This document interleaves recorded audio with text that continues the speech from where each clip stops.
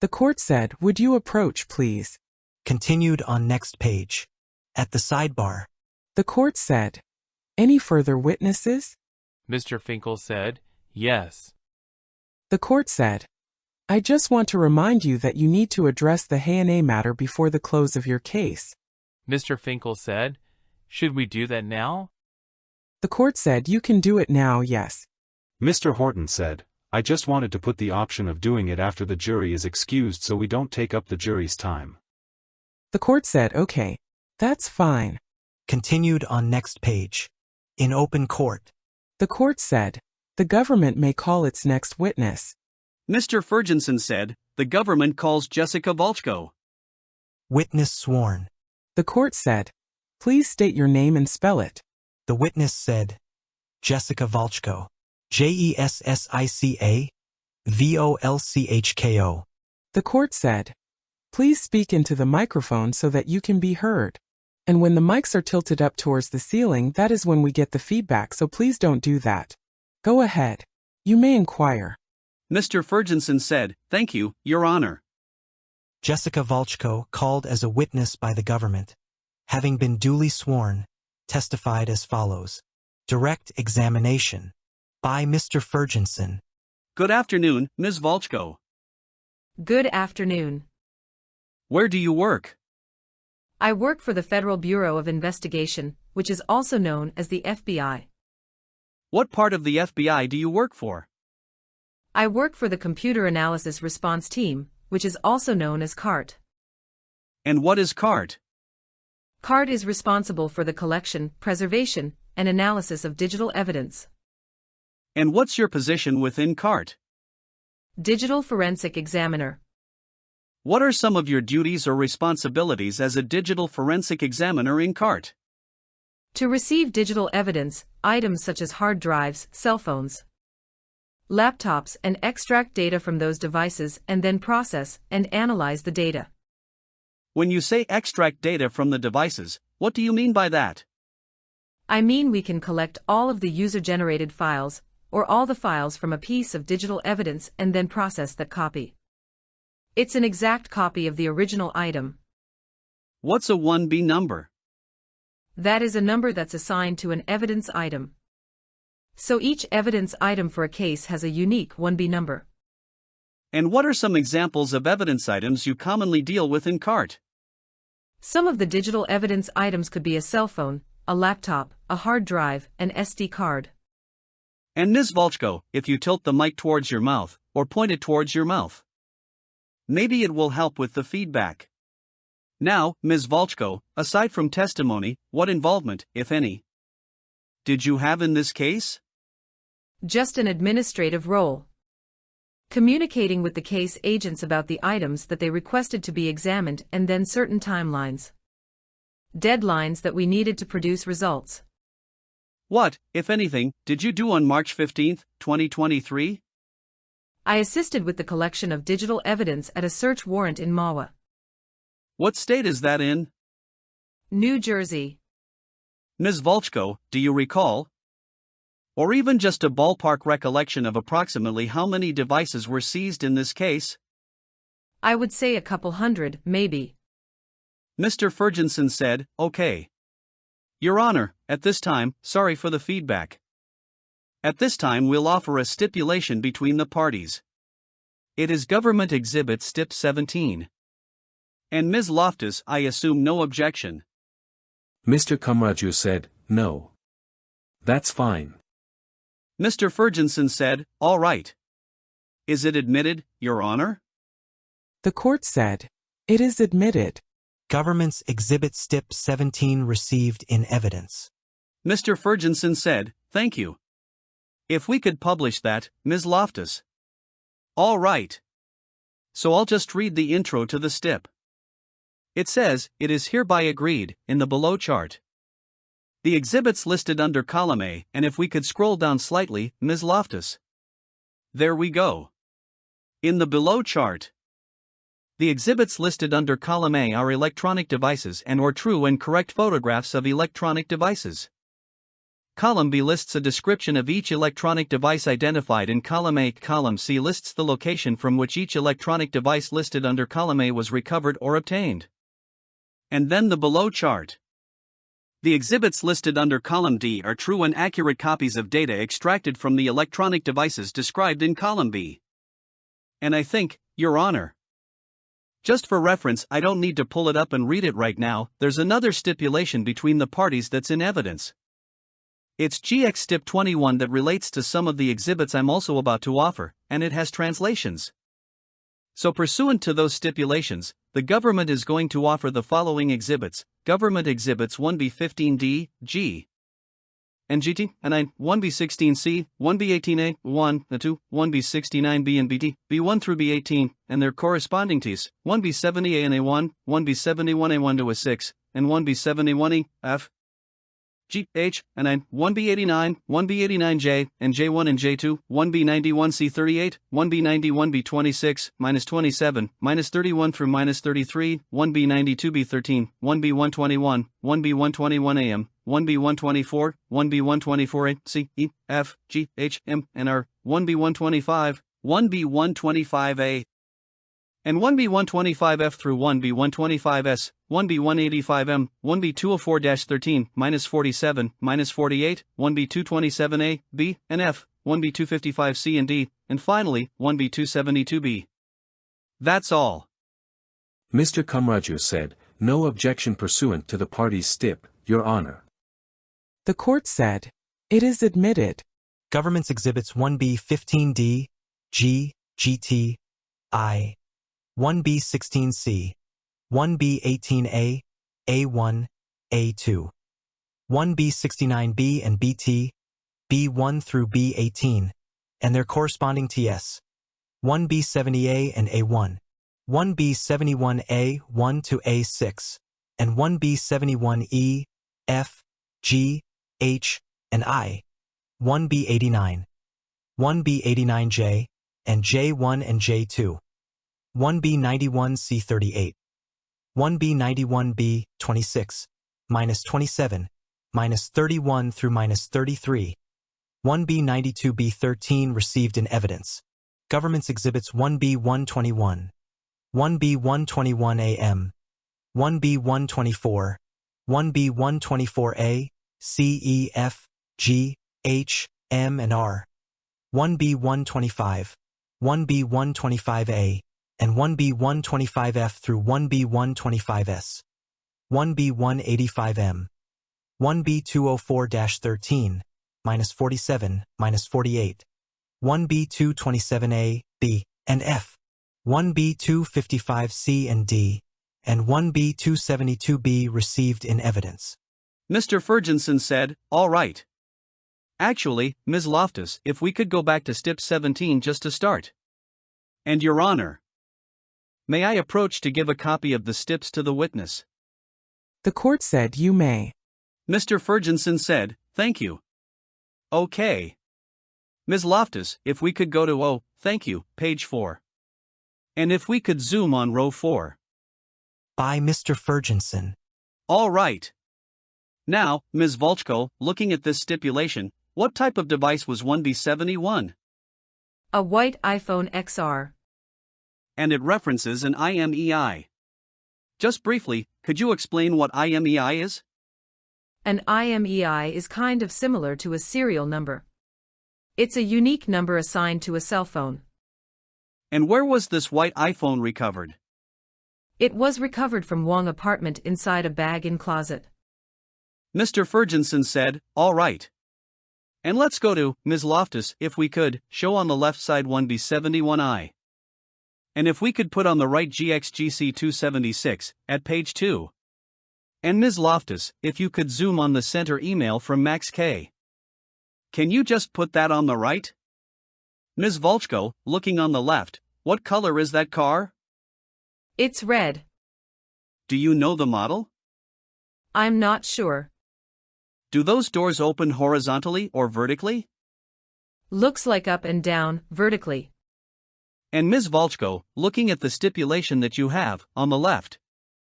Is this one of the exhibits from 1B71, the phone from Wong apartment? Yes, according to the stipulation. Mr. Ferguson said, all right. And if we could look at now on the left. If we could actually pull up stip 17 again on the left, please. And if we could go to page 4 and zoom on row 5. All right. And now what device is 1B89? 1B89 was a red iPhone 11. And who was that recovered from? The location was Alex H., pursuant to a search warrant executed on March 15, 2023. Mr. Ferguson said, and if we could now replace on the left government exhibit 1B89J2. Okay. And Ms. Volhkol. Is this an audio recording from the phone recovered from Alex H. we just looked at? Yes, according to the stipulation. Mr. Ferguson said, and can we play the recording, please? Audio played. All right. Ms. Volhkol, I want to go back to 1B71. We don't need to pull it up. But if you can, could you just remind us where the phone 1B71 was recovered from? 1B71 was recovered from Wong apartment inside a bag in closet. Mr. Ferguson said, okay. Ms. Loftus, let's publish 4 exhibits. It's 1B71E, F, G, and H. Ms. Volhkol, just focusing on the top right, can you read what it says on that flyer there? GTV investors protest SEC's collaboration with CCP. Mr. Ferguson said, all right. We can take that down. And Ms. Loftus, if we could just pull up stip 17 quickly. Could we go to page 2? And the third row from the bottom, if we could zoom on that. Ms. Volhkol, what type of device was 1B124? A white iPhone. And where was that white iPhone recovered? Sherry apartment, inside a bag. And the exhibits to the right of that, those are items that were taken or extracted from that cell phone. Correct? That's correct. Mr. Ferguson said, all right. Let's go to Ms. Loftus, Government Exhibit 1B124. Let me ask you first, Ms. Volhkol, what type of report is this? This is a preliminary device report of an iPhone. And what sort of information is on a preliminary device report? The identifiers that are associated with the device. It would be a model number, a serial number, a phone number. Mr. Ferguson said, and if we could go to page 2. Ms. Volhkol, directing your attention to where it says user accounts. What type of information is in that section of a report like this? Those are user accounts that are extracted from the cell phone. So it could be from different applications that are on the cell phone that a user logged into. Mr. Ferguson said, and could we zoom on row 10, Ms. Loftus?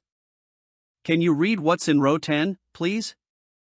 Row 10 is a user account associated with Chrome. There's an email, gumiles@gua.media. And then what's the website address to the right of that? https://gtv.org. Mr. Ferguson said, and if we could scroll down slightly, just to row 16. All right. Can you read what's in row 16, please? Row 16 is a user account associated with Chrome, with an email wengiguo@gmail.com. Mr. Ferguson said, and if we could go to row 21. Just scroll down. Ms. Volhkol, just focusing you on the right-hand side of these rows, do you see how it says guitar.com? Yes. And then what does it say to the left of that? Miles. And then focusing you on row 24 where it says Threema, what's the name to the right? Miles Gua. Do you know what Threema is? It's a messaging application. Mr. Ferguson said, if we could scroll down. And 29, where it says WhatsApp Business, what's the name? Miles Gua. Mr. Ferguson said, and if we could zoom out and go back to page 1. And if we could zoom on device name. May I just have a moment, Your Honor? The court said yes. Mr. Ferguson said, Ms. Loftus, you could zoom on the, that's great. By Mr. Ferguson. And focusing on where it says device name, what's the device name? Boss, with a 2 in parentheses. All right. Now let's go to some of the contents of this phone. Let's go to 1B124A. Ms. Volhkol. Can you read what it says on the sign in the center? SEC and DOJ are killers.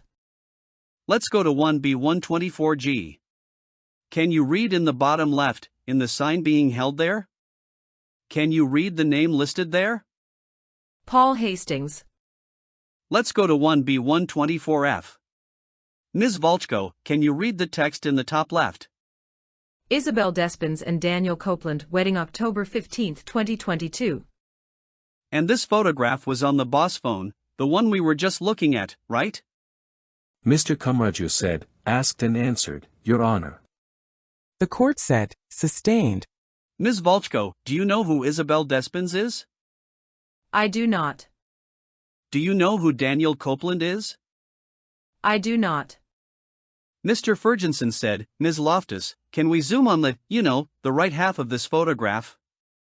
Ms. Volhkol, the man wearing the white shirt in the middle, do you know who he is? I do not.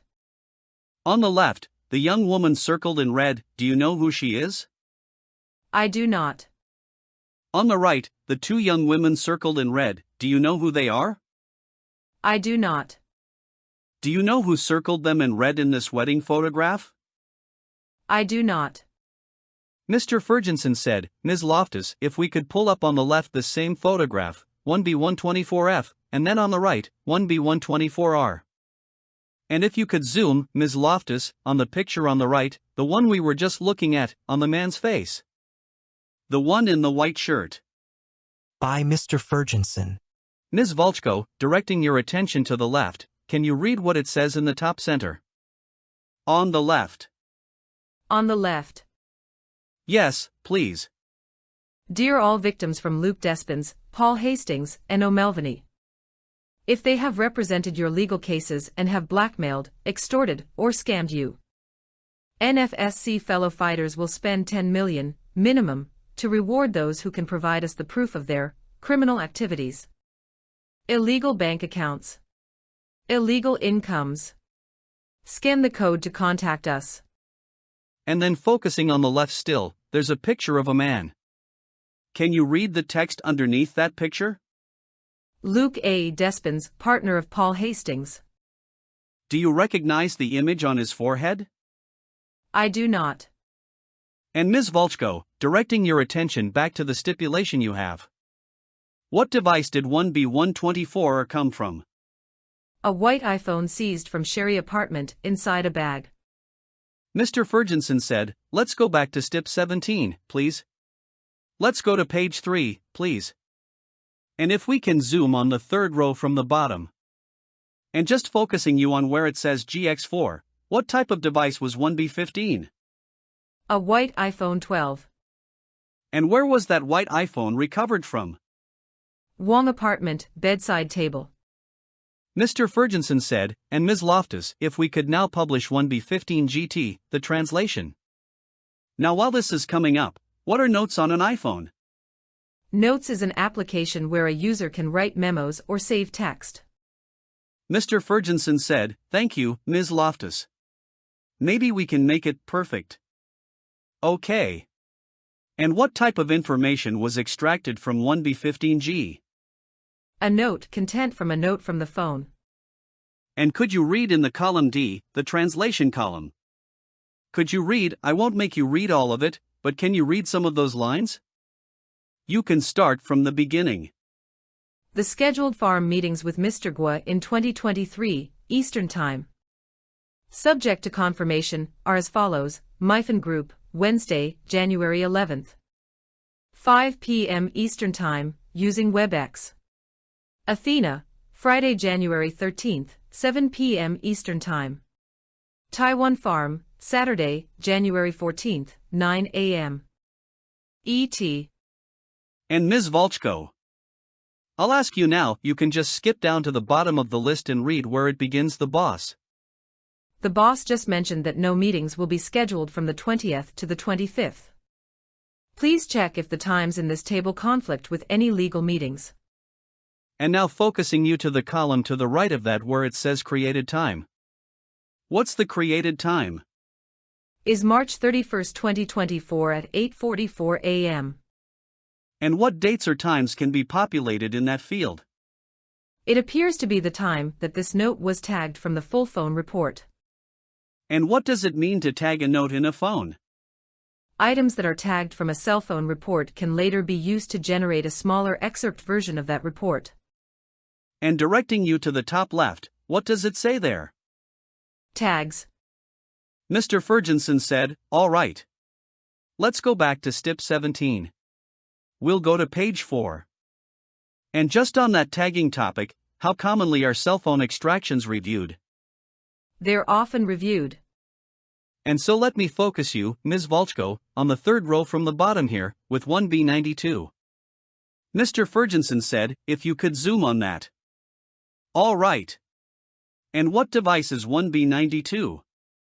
An Apple MacBook Pro. And from whom was that MacBook Pro recovered? Alex H. Mr. Ferguson said, and if we could now publish something from the MacBook, 1B92B13. And if we could zoom on the top half. Can you read the name on the top left? I'm unsure of the pronunciation, but Haoran, last name He. And just focusing you on the top right. Starting with accomplished, can you just read those 4 lines there? Accomplished business development manager bringing 5-year track record of success improving sales and growing company customer base through effective program management, strategic planning, and team leadership. Mr. Ferguson said, and if we could scroll down. If you could scroll. Just underneath experience, Ms. Volhkol, can you just read the first 2 lines underneath experience? March 2014 to current. Director and shareholder several property development firms. Mr. Ferguson said, and if we could zoom out. And just zooming on the top left. What's the email address listed here? cool_hhr@hotmail.com. Are you familiar with Proton Mail? I'm aware of what it generally. I'm sorry. What is Proton Mail? It is an encrypted email. It can be accessed through a web browser or an application. And what's your understanding of whether, government search warrants can get the contents of a Proton Mail account? Mr. Kamraju said, objection. Speculation. Mr. Ferguson said, based on her. The court said, if you know. I have never seen a Proton Mail search warrant return. Mr. Ferguson said, all right. Ms. Loftus, let's just pull up quickly what's in evidence as GXGC 309. And if we can just zoom on the top email quickly. And Ms. Volhkol, just looking at the very top line, what's the domain of that email address? gclubs.com. And then focusing you still on the header, the very last line of the header, can you read that, under? That ends in .pdf. yachtcontract.pdf. Mr. Ferguson said, and let's now go to page 8, please. And if we could just zoom on line 9, please. Do you see at 9, it says, description of the yacht, and then beneath that, there's an entry that says name? Can you read the name? Liberty. Mr. Ferguson said, and if we could zoom out. And if we can zoom on just the top line, please, of this contract, yeah. Perfect. Thank you. Do you see in the middle there's a star? Can you read the text to the right of the star? 7-star yacht transport. Mr. Ferguson said, all right. Now, Ms. Loftus, let's put on the left step 17 at page 2, please. And then on the right step 21 at page 2. And I'll ask you, on the right, can you zoom in on paragraph 3, please? And then on the left, can you please zoom in on the second row from the bottom? By Mr. Ferguson. Okay. Ms. Volhkol, focusing you on 1B125, what type of device was that? A blue iPhone. And where was that blue iPhone recovered? Sherry apartment, inside a bag. All right. Now focusing you on the stipulation on the right, can you read paragraph 3? GX1B125F, GX1B125S, and their subparts, GX1B125FI, etc., are true and accurate copies of data extracted from 1B125Z. GX1B125F, GX1B125S contain a column titled Translation, which contains true and accurate translations of foreign language text/audio, video from GX1B125F, GX1B125S, and their subparts. Mr. Ferguson said, "Now, Ms. Loftus, let's now publish 1B125F. And while we're waiting, Ms. Volhkol, in the email we just looked at, what was the name of the yacht? I believe it was Liberty. And what was the name of the shipping company? I think it was 7 Star. All right. Now, Ms. Volhkol, focusing you on this exhibit, what's the date in the top center? September 17, 2021. And focusing you on the far left column, what's the date listed there? September 17, 2021. And then in the From column, are you able to tell what type of chat this is? Based on the phone number, it looks like WhatsApp. And what is the name listed in the From column? That's the contact name. Mr. Ferguson said, "All right. Now, Ms. Loftus, if we could scroll down slightly. This may only be one. Okay. If we could keep scrolling. All right. Now focusing you on the next text, who is that text, I'm sorry, or chat message? Who is that one from? I'm sorry. Which one are you referring to? Just the second column from the left, the first message on this page, who is that message from? That's the owner of the device.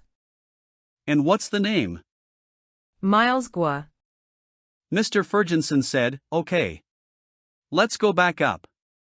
And Ms. Volhkol, if we could read this. I'll read the part of Gladys and you can read the part of Miles Gua." Okay. All right. So boss. This is the information about the new boat Max sent to you. The first shipping company is 7 Star. And their price is $90,000, from Genoa, Italy to Boston, it takes 15 days. The ship will arrive at Boston on October 26. If the weather is good, then the ship can travel to Connecticut, which will take about 3 to 4 days. Meaning it will arrive in Connecticut at the end of October. Another shipping company is Peters in May, with a lower price of about $59,000. The ship will travel to Fort Lauderdale, Florida. But it is even farther than Connecticut, and it will take longer to arrive in Connecticut. Also, it doesn't have a fixed delivery date. It may arrive in October or November. Another thing to note: the cost of arranging a ship to travel from Florida to Connecticut is very high. Because it is far away from Connecticut. It will cost about $15-$20,000 and it will take about 5 to 6 days. So if you want low risk, and the ship must arrive by the end of October, we should use the first company, 7 Star. But if the time can be flexible, we may choose the second company, Peters in May. It's cheaper. Max, I'm very annoyed. I agreed with the end of September. But he scheduled it to the end of October. I'm very annoyed and very annoyed. Okay. Just send it to Seven's house according to this. It's very annoying. It's the fastest one. And just to pause for a moment, Ms. Volhkol, do you see? Mr. Ferguson said, and maybe we can scroll up just so we can see the column headings. All right. At the far right column, what's that column titled? Attachments. Mr. Ferguson said, and if we scroll down. Ms. Volhkol, when an audio message is sent in an extracted WhatsApp chat, how is the audio message extracted from the phone? It's extracted as an attachment. Mr. Ferguson said, and we'll continue with the dialogue in a moment, but Ms. Loftus, if we could play GX1B125F1. Audio played. Mr. Ferguson said, all right. Let's go back to the chat. It's 1B125G. Okay. So I'll keep reading Gladys's part. 7 Star gave me a schedule. Our boat can be loaded on the ship in Italy on October 10th and it will arrive at Boston on October 26th. After that, it will travel to Connecticut. F word PH, November 10th again, this is really crazy. It's the only way. There's no way out. What should we do? Mr. Ferguson said, scroll down. Oh, that's the end. If we could pull up quickly, Ms. Loftus. Government Exhibit Pro 466 at page 20. And if you could scroll down slightly. All right. If you could just zoom on that paragraph, please. By Mr. Ferguson. All right. Can you please read the second sentence here? Please allow me to introduce myself again. I am Gladys, the assistant of Mr. Miles Kwok. Mr. Ferguson said, all right. Ms. Loftus, let's go back to GX1B125, the next one. Let's go to G. All right. And what's the date of this chat excerpt, Ms. Volhkol? September 24, 2021. And who is this chat between? This appears to be between Gladys and Miles Kwok. Same as the one we just looked at before? That's correct. Okay. So in this one, the first entry has something in images. Do you see that? I do. And the attachment column is filled out. When someone sends, a photo message. How is that extracted from a chat report? It's extracted as an attachment.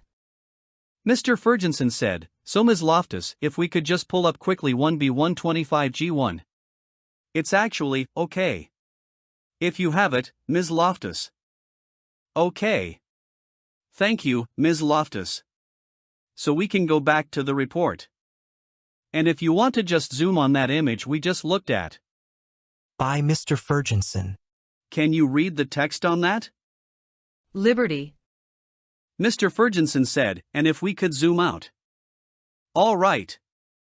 And we can do the dialogue again. If you could read the Miles Kwok part and I'll read the Gladys part. We'll see, don't say it now, let's say it by then. This square and upright font. The same font as Lady Maid PH, the square and upright font. That's the third one? The three models that are, that E, and that non-standard, please be more standard. Okay. And are R and E letters in the word liberty, Ms. Volhkol? They are. Mr. Ferguson said, all right. Let's go to 1B125I. And if we could just zoom on the image. And these are from Gladys. What's the text in these images? Liberty.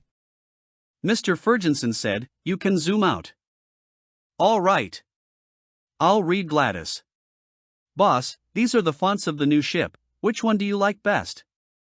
The row on the left is 28 centimeters in height and on the right 30 centimeters. Mr. Ferguson said, we can scroll down. And then it says, the one below is just a clearer version. This one. Mr. Ferguson said, and then can we zoom on the picture that Miles Kwok sends? And do you see one of these is circled in blue? I do. Mr. Ferguson said, we can zoom out. And then the question, so you like the fourth 28 centimeters high, right? Mr. Ferguson said, all right. We can take that down. And let's go to step 17, at page 4, please. We're going to look at the bottom row. All right. What type of device is 1B272? A black iPhone 13. And where was that recovered? Max Krasner's person, pursuant to a search warrant executed on March 15, 2023. And if we can go to 1B272B. While we're waiting, Ms. Volhkol, in March 2020, what state were you living in? New Jersey.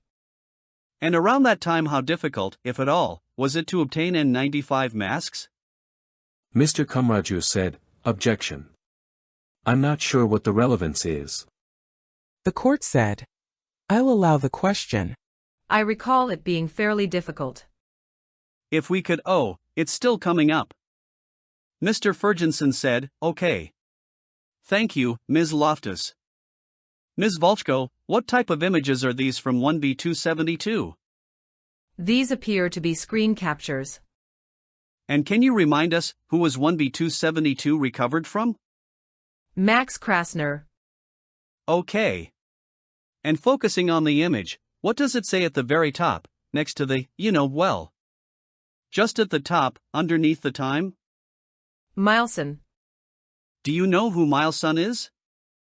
I do not. All right.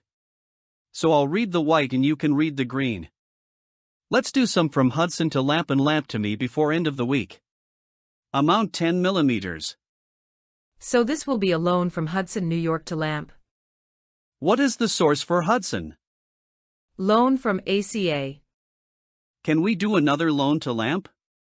From Hudson. Yes. Hi Milson, GSNY. We can stop there. Do you know what Hudson is? I do not. Do you know what Lamp is? I do not. Do you know what ACA is? I do not. If we can go to page 2. All right. Is this another screen capture, Ms. Volhkol, from the same phone? Yes. All right. If you could read the first two, the green messages, please. Hi Milson, the 3M has been processed. We should be able to do the 7M tomorrow. Can you confirm the address on your account, as it doesn't say in the wiring instructions? And we can go to page 3. And can you read the green text here? Promissory note from Lamp to Hudson Diamond V5 1921. Docs. And the next? Promissory note from Milson to Infinity V5 1921. Docs. And can you read the last screen text there? I will be processing the gift from Lamp to May for $500,000 now. Mr. Ferguson said, let's go to page 4. And we can keep scrolling, actually. You can keep going. Let's scroll to page 6. Please. And can you read the first 3 green texts? Sure, I will check. Hudson, New York has about 13 M in IDB, and about 5 M in Morgan Stanley. Lamp's signature has 7.3 M at the moment. Let's skip down to page 15. All right. And I'll read the white. The white says, Hi Max. Let's do the 10 from Lamp. Hi Milson, does it have to be all in one shot? Nope. How much are you thinking? Where do you prefer IDB or signature? Only signature. Let's go to page 18. So I had said, only signature, and then it says. They insist, so we need to do 20 before signature has problem. Hatham knows. Okay, currently we have 7 in signature, so maybe 5 first. We need to send funds back to signature from IDB, which has 5. Do you know who Hatham is, Ms. Volhkol? I do not. All right. Let's go now to page 20. All right. Now what name is listed underneath the time on this image capture? William J.E. And can you read the first 3 texts? Hi William, attached is a new account for Hudson. Hudson Diamond NYLLC International Wire Instructions. PDF. And then the white says, okay. Please prepare the loan agreement ASAP. Thanks, hi. Let's go now to page 21. All right. Now what's the name underneath the date in this screen capture from Max's phone?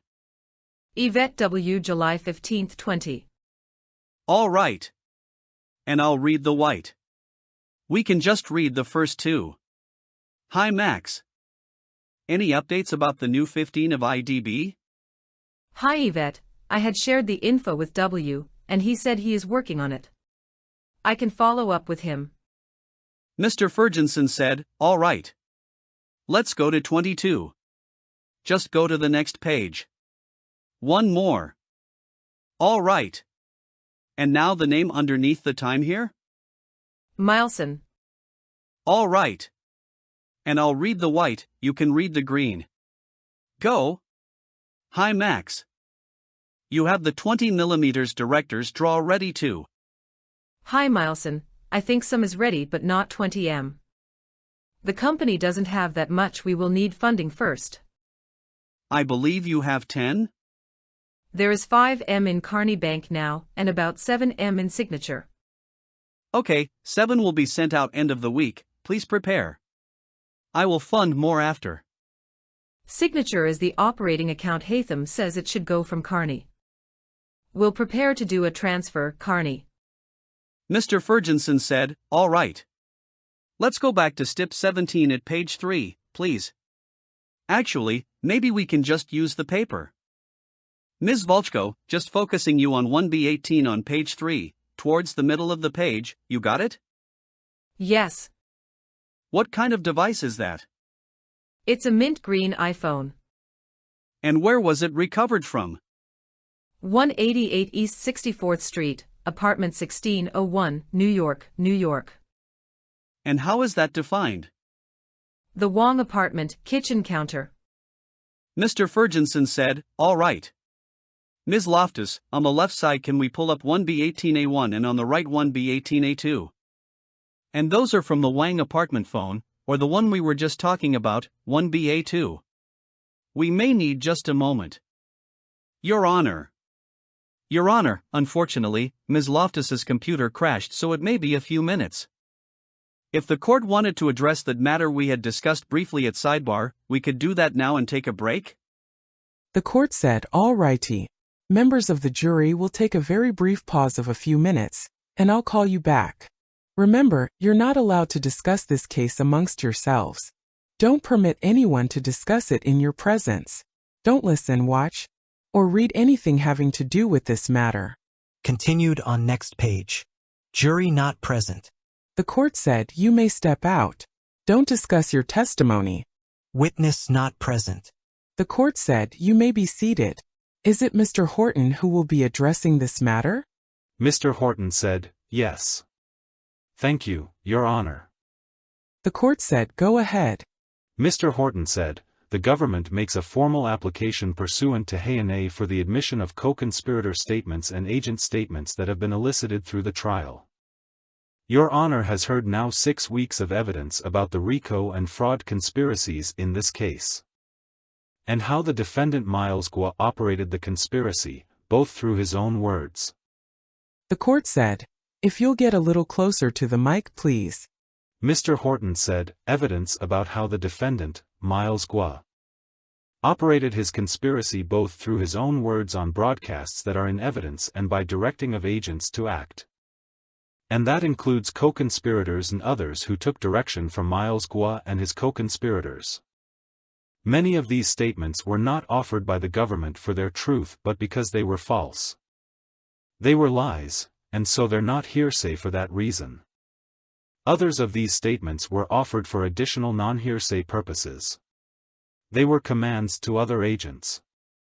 They were offered for their effect on witness listeners, for example. To the extent that the government has offered Guo's and his agents' statements for their truth. The court has much more evidence than it needs to make its Hay finding. Again, the standard for that is preponderance, just that it's more likely than not that a conspiracy existed. That Miles Guo and these declarants, who I'll walk through in a moment, were all members of that conspiracy together, and the declarants were speaking in furtherance of that conspiracy when the statements that the government elicited were made. And of course, in making that determination, the court ought to consider the hearsay statements themselves as evidence for the Hay finding. So I'll start with, I grouped them for the court. Start with the group of the sort of core co-conspirators. The interpreter said, Your Honor, the interpreter would ask the counsel to slow down. I was not able to catch up. Mr. Horton said, I can slow down. Co-conspirators who are repeat players who participated in and spoke in furtherance of the conspiracy. So the court addressed Yvette Wang early in trial, in view of her guilty plea to the conspiracy with Miles Guo.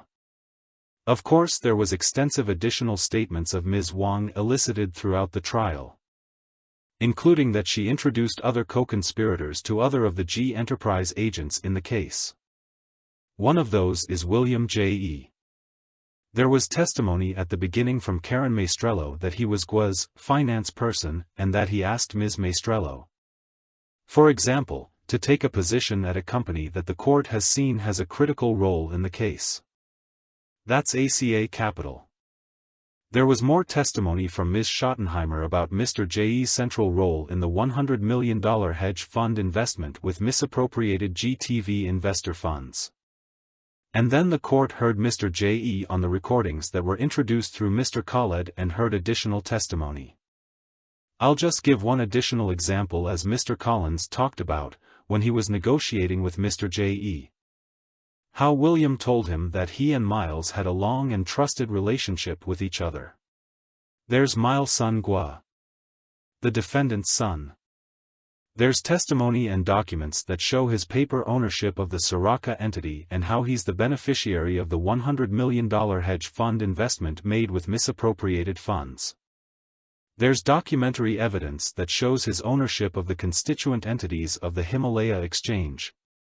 The document that was shown early in the case recovered from the Greenwich Mansion, which Mr. J.E., trustee, holds the shares of these entities for the benefit of Miles' son GWA. Which is of course the series of evidence about the purchase of the Ferrari with investor funds. And there's the discussions on the recordings through Mr. Khaled Miles' son GWA is talking about the use of the Crane entity to launder funds and specifically referring to G Club investor money that came through the Crane entity as investor money. There is May GWA, the defendant's daughter, and her personal guarantee on the $37 million transfer from the Himalaya Exchange in connection with the yacht in connection with the bankruptcy. There is Harun He, who is the paper owner of the G Club's parent entity. The court said, "I'm sorry. Would you spell that?" Mr. Horton said, HRAN-HE. The court said, "Go ahead." Mr. Horton said, "He's the paper owner of the G Club's parent entity. He's a paper owner or director of numerous other G Enterprise entities that are featured in evidence. The property, one example, the entity that pays the investor money over to buy Mileson's Ferrari. And in that capacity, he communicates with other agents, and also with people outside of the conspiracy, for the purpose of obscuring the actual ownership and control of these entities and what their purposes is. There's Max Krasner, whose role is somewhat different from the sort of core group I've just described. He's more in the mode of executing tasks than planning and benefiting from the conspiracy. But he's notable for the breadth of his involvement and how he links these various parts together. There was testimony early in trial from Ms. Maestrello, who worked alongside him, that Max handled lots of payments for Miles GWA. On the first day of testimony, the court saw Mr. Krasner's role in using G Club's investor money to buy the red Lamborghini that was parked in Mr. GWA's garage in Greenwich. And there's additional documents to that effect. And on top of that, the court has evidence that he was a paper owner. Max Krasner, or director of various of the G Enterprise entities. The Rule of Law Foundation, the Hudson Diamond. Mr. Krasner signed the Soraka paperwork that's instrumental in that $100 million hedge fund investment. Beyond that, there was testimony about the Rule of Law Foundation and Society, and that involves Mr. Krasner, Ms. Maestrello. It also involved, there was testimony about Steve Bannon's statements, his actions in furtherance of this conspiracy. The court said, "But you're not now asking that I include Maestrello and Bannon?" Mr. Horton said, "I was using Maestrello's testimony to underscore that Steve Bannon is a co-conspirator and that there were statements that he made in furtherance of the conspiracy." Early on in trial, there was a video admitted about the rule of law. The court said, "But not Ms. Maestrello." Mr. Horton said, "Not Ms. Maestrello." The court said, "Okay. Go ahead." Mr. Horton said, "So in that context, there were statements from Mr. Bannon. I think the next category is these figurehead executives, and the court heard testimony from two of them. Ms. Reyes, the CEO of G Clubs, she makes false statements in the G Clubs arbitration. She puts together paperwork for the transfers of fraud proceeds at Mr. He's and Yvette Wong's direction. I'll just also note that she testified about a conversation she had with Scott Barnett about the red Lamborghini. The one that was purchased with investor funds. So Ms. Reyes testified about a statement Mr. Barnett made about looking for a warehouse for that car. Mr. Barnett is unquestionably at least an agent of Mr. Gua. He's described by both parties as head of security and somebody who acted for and at the direction of Mr. Gua. The court said, "But you're focusing on Limari Reyes." Mr. Horton said, "Yes, and I wanted to just note. Because there are some co-conspirators and agents who make fewer and smaller appearances in the evidence. And I just wanted to point out Mr. Barnett is one of them." Jesse Brown, the CEO of the Himalaya Exchange, testified that Mr. J.E. was the one who was really in control. He testified about the extent of Miles Gua's influence over the exchange's operations. Of course Mr. Khaled, who testified about his role at Crane and the entity that was created as a sort of adjunct of G clubs for purposes of moving funds and in an effort to purchase a bank. And of course that was undertaken in conjunction with William J.E., among other of the co-conspirators mentioned. At G clubs, moving to this category, there's Alex Hadjikaralambis, the comptroller for G clubs, who was in charge of accounting. He reconciled member IDs with funds that were coming in before they were sent out and used to purchase goods for the Gua family. He communicated with numerous banks on behalf of G clubs. And he touched other G enterprise entities in his capacity as a paper employee of the G clubs entity. There's a document that's recovered from Ms. Wang's apartment, just, for example, that shows him, Alex Hadjikaralambis, as the operator of the Freedom Media Ventures email account for that enterprise's entity's account to the Himalaya Exchange. Just an illustration of the sort of breadth of the role that even some of the smaller parts played. There's Ana Izquierdo, in-house lawyer at G Clubs. On Mr. Khaled's recording, she's giving directions about funds transfers, including the laundering of fraud proceeds.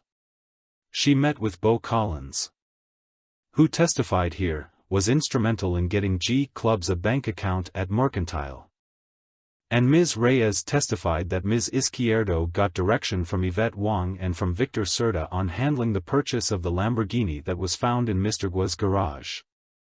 There are a number of lawyers who were co-conspirators and whose statements were elicited at trial. Aaron Mitchell, a longtime lawyer for Gua and the G Enterprise entities.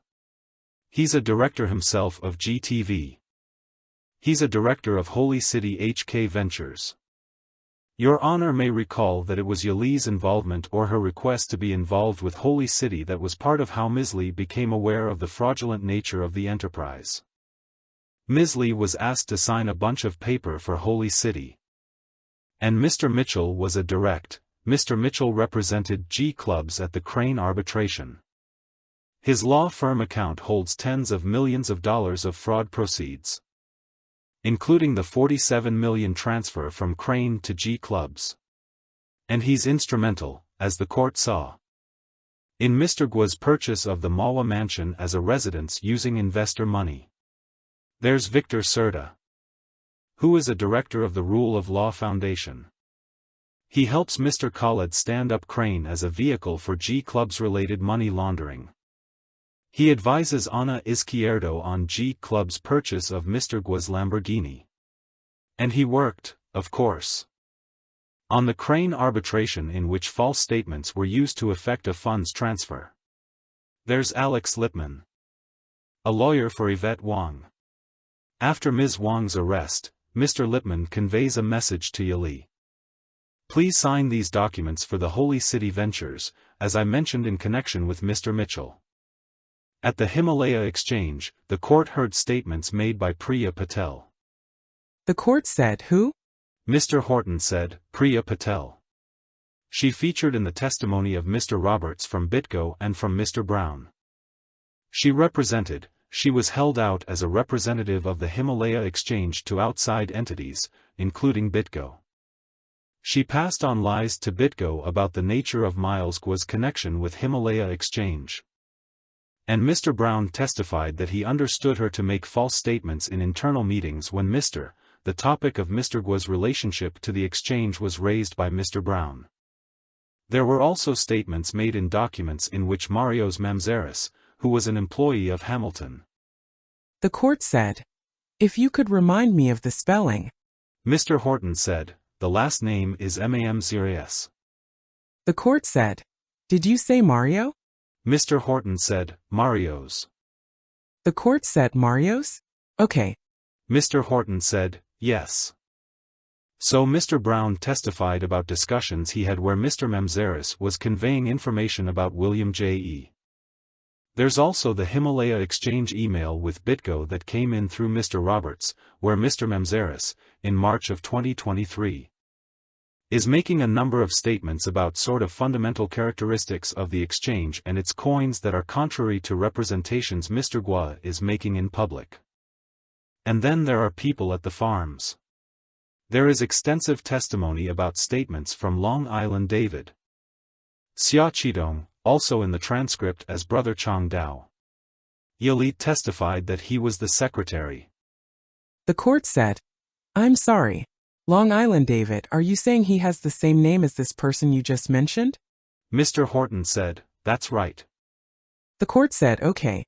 Mr. Horton said, "So I think the proper name is Qidong, Qidong, and nicknames included Long Island David, Brother Long Island, and Chong Dao." Yali testified referring to him as Brother Long Island. That he was the Himalaya Alliance Secretary. The sort of umbrella organization that held and represented all the farms together. And he sent a farm loan agreement to Yali on Mr. Gua's behalf. He was the leader of the Mountains of Spices farm. There was extensive testimony about the role of that particular farm, the Mountains of Spices farm. Long Island David signs an coin-related agreement with Yali. And he tells Yali to delete the content from her phones after the defendant's arrest. There is Yongbing Zhang. Zheng. The court said, "I'm sorry. You're going to have to spell that one for me." Mr. Horton said, "So it's Yongbing Zheng." Yali testified that Mr. Zhang was a lawyer and Gua supporter who sent her a farm loan agreement that would have effected a transfer to an entity called Alpha Global. She also testified that Mr. Zhang asked her, Yali, to sue the bankruptcy trustee and, in connection with that, to sign a false affidavit, and then threatened her when she refused to do that. And then there's two sort of much more peripheral sets of statements that come in this farm's category. There's a video where somebody named Fei Fei is speaking alongside Miles Gua. The court said, "You're saying there was an individual by that name who you're including on this list?" Mr. Horton said, "That's right. We played a video where Mr. Gua and Fei Fei are side by side speaking. And it's a video that promotes the sort of set of post-GTV investment schemes. And then there's, I'll just spell this one out. LOBNZNG. And Yali testified that this individual directed her to sign a G Clubs-related loan write-off agreement. So that's the roster. There was evidence from day one through today of statements made by the people I named in furtherance of the conspiracy and of course in their capacity as agents for Mr. Gua. And all of that, we submit, is admissible under 801(d)(2). The court said, "So are you including Mr. Barnett on the list?" Mr. Horton said, "That's right." The court said, "All right. I'll hear from the defense." Mr. Kumraju said, "Thank you, Your Honor. That was quite a list, but first, let me start with, maybe it's housekeeping. At page 395. Line 9 of the transcript, and I have copies for Your Honor that I can hand up, the government introduced the statements of David Dye as under the co-conspirator exception. I did not hear him on Mr. Horton's list, so we're going to move to strike that testimony." The court said, "If they had wanted him on the list."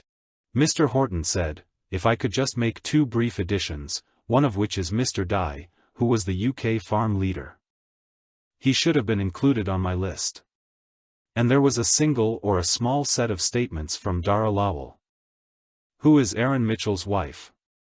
We had a sidebar on this issue. She was quite clearly communicating as an agent of Mr. Gua. The court said, "Are there any other people, Mr. Kamraju, that you think they left off?" Mr. Kamraju said, "Yes, there are." The court said, "Go ahead. Just go one by one." Mr. Kamraju said, "Sure." So at 477, line 2. There is an unnamed Rule of Law Foundation paralegal who they admitted as a co-conspirator statement. Statement of agent. Do you want to ask them if they want?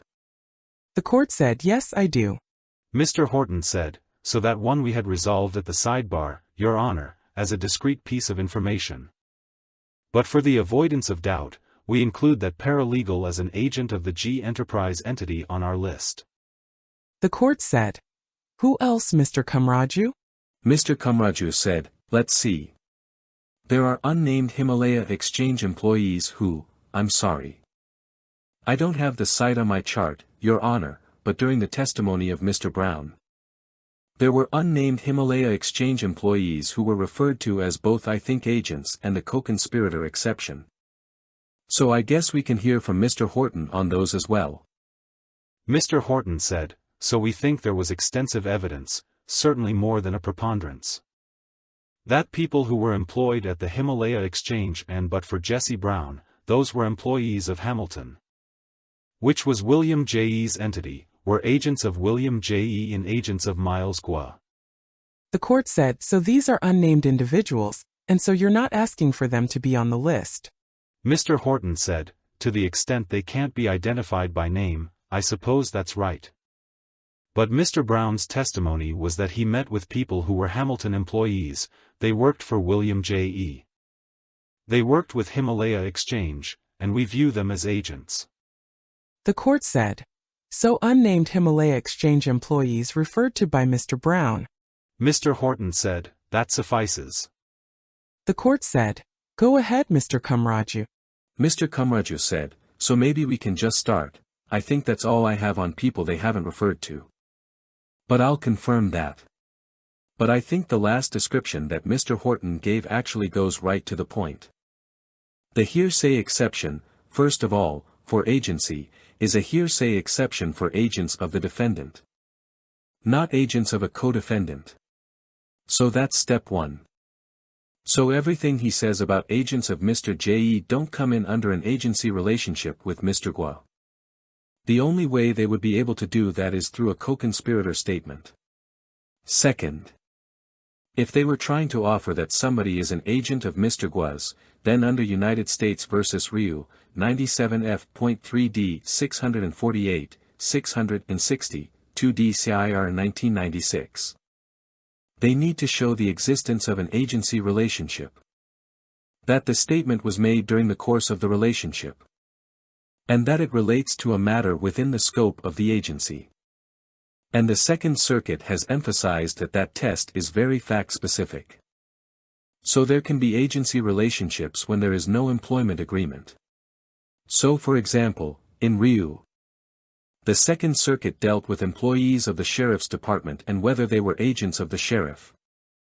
And the evidence that the government offered in that case was that they were, for example, hand-picked by the defendant, that they served at his pleasure, and that they received their instructions through the defendant himself. Or an employee who served in a position the defendant created. The government has no evidence, for example, that Limari Reyes received any instruction from Mr. Gua. In fact, her testimony was to the exact opposite. The government also has no information, no evidence whatsoever that Mr. Gua placed Ms. Wang at a position in G clubs. There's simply nothing in the record, and I don't believe Mr. Horton will ever be able to cite anything in the record showing how Ms. Wang got the position that she did with G clubs. That's true, frankly, Your Honor.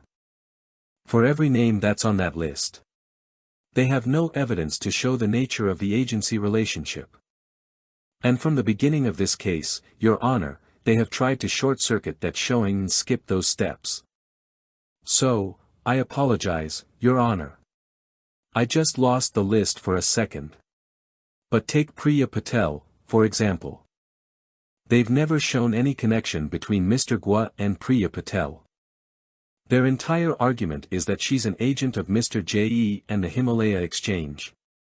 Again, that's not what the agency hearsay exception is. So as we go down, the principal issue, I think, Your Honor, with the government's showing is, it essentially has no limitation. Their showing is somebody worked at one of these companies and took actions in furtherance of that company's business heretofore. They are a co-conspirator. They have no evidence of intent, they have no evidence of agreement. They have no evidence that they even met or spoke with Mr. Gua in any of these scenarios. So the list is long. And I know. The court said, okay, so it's now 2:42 and you folks are going to have to do this on papers. Mr. Kamraju said, fair enough. The court said, it would be fine for you to go further on the record, but I think it would be more efficient for you to do it on papers. And so we're going to need to come up with a schedule. Mr. Kamraju said, that's fine, Your Honor. I assume we'll just respond to whenever the government files theirs. So whatever the court prefers. The court said, this is going to have to be over the weekend. When can you get me your papers? Mr. Kamraju said, and I'm sorry, Your Honor. Just for point of clarification. My understanding is that this needs to be done prior to the government resting their case. The court said it does. It has to be done before then. And of course I and my assistants will also have to consult the record. And so it's quite an undertaking. Mr. Kamraju said, yes. That was my assumption as well, Your Honor. The court said, so it looks like if I'm going to have to assimilate this along with my assistants, we will need Sunday and Monday to do that. So that means the government's papers tomorrow and defense papers on Saturday. Mr. Kamraju said, no problem, Your Honor. Mr. Horton said, no problem with us. Thank you. The court said, I'm assuming, Mr. Kamraju, that you don't feel the need to go further on the record. Is that correct? Mr. Kamraju said, no, Your Honor. No need to belabor it now. The court said, okay, so from the government I'm going to need references to the transcript. Mr. Horton said, yes, Your Honor. The court said, page and line. Mr. Horton said, understood. The court said, okay, all right, so we should bring our jurors out and let them go. Mr. Kamraju said, thank you, Your Honor. Jury present. The court said, please be seated. Members of the jury, it's 2:45 and so it's time to go. Tomorrow you will not be coming in.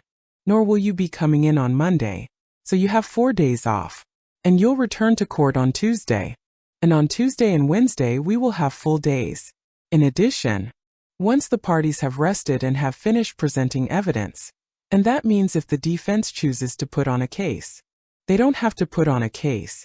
They're not obligated to do so. But once the evidentiary portion of the trial is over, we will then have summations. Rather, we'll first have my instructions, then the summations, and then we'll go into deliberations. And at that point, once the evidentiary portion is finished, you will have to stay full days. So I want you to be prepared for that. I don't know exactly when that will be, but once it starts, there will be full days. Alrighty. So I wish you a good short break. Remember that you're not allowed to discuss the case amongst yourselves. You cannot permit anyone to discuss the case in your presence. And you're not permitted to read, listen to, or watch anything from any source that touches on the subject matter of this case. Have a good weekend. Jury not present. The court said, please be seated. So the instructions I was referring to were the pre-summation instructions, just so that you understand that there will be instructions after summations. Mr. Finkel said, Judge Schofield, as I understand it, does it before summations, but thank you, Your Honor. The court said yes. Anything further? Mr. Kamraju said, not from the defense, Your Honor. Mr. Finkel said, just one thing. Just to avoid issues and make sure our presentation of evidence is efficient or the defense's presentation of evidence is efficient next week. By when can we expect the defense's exhibits that they intend to introduce through their witnesses? The government has generally provided it Saturday by noon. If it narrows or gets broader, that's fine. We understand things will change. But it would be helpful to have, and I think efficient to have a good faith assertion of the exhibits they intend to introduce by Saturday before noon. Mr. Kamraju said, Saturday at noon is fine, Your Honor. The court said, all righty. Mr. Finkel said, thank you, Your Honor. Have a nice weekend. The court said, same to you.